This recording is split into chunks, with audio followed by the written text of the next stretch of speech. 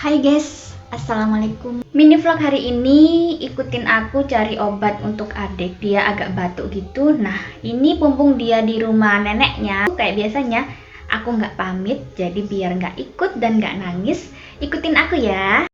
Cering, aku sudah nyampe di apotik. Oke, lanjut aja, kita cari mbaknya. Mau beli obat batuk anak, mereknya Zenirek. Harganya murah guys. Pertama aku beli tuh harga 10.000, ternyata di sini cuma 7.500. Setelah dari apotik nggak langsung pulang, mampir beli Kentucky dulu. Mas, ada 3. Sampai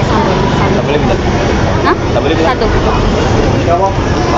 Hai, aku sudah nyampe rumah guys. Sirup adik itu yang ini, Zenirek. Ini untuk batuk berdahak, harganya murah, mulai 7.000 sampai 10.000 tergantung di daerah masing-masing. Bisa dicoba ya kalau ada anaknya yang batuk. See you next video, bye. Wassalamualaikum.